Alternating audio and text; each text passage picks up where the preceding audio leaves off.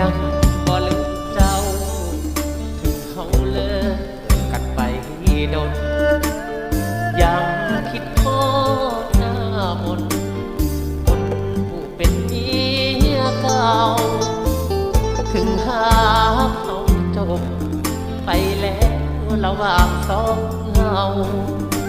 แต่พบเรื่องราวของเจ้ายังคอยเฝ้าบีบคั้นหัวใจถึงสิเอาเมียใหม่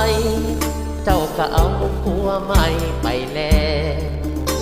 แต่ใจยังบ่แข็งลืมอดีตหลังบ่ได้เคยห่วงสุขทุกข์ด้วยกันมาแล้วมา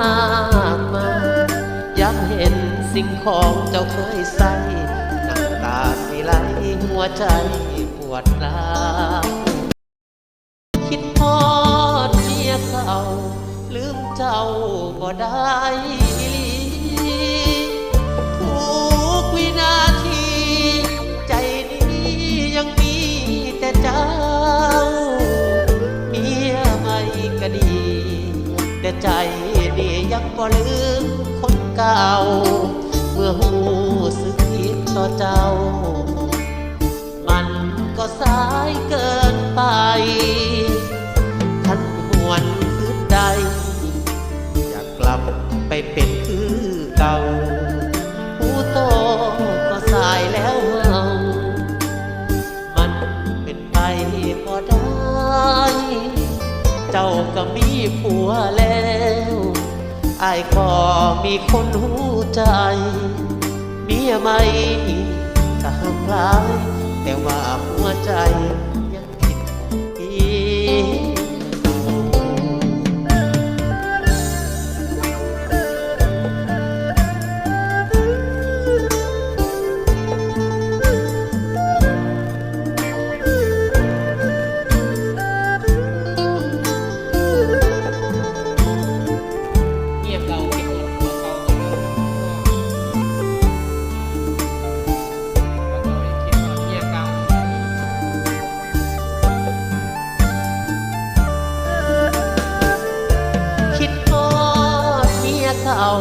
ลืมเจ้าก็ได้ทุกวินาทีใจนี้ยังมีแต่เจ้า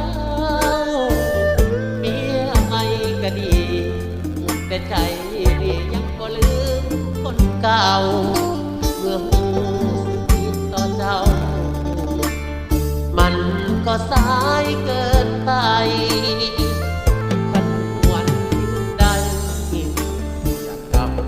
เป็นคือเก่าผู้โตก็สายแล้วเรามันเป็นไปบ่ได้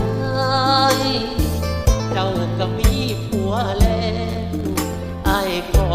มีคนหูใจเมียใหม่ก็ห่างไกล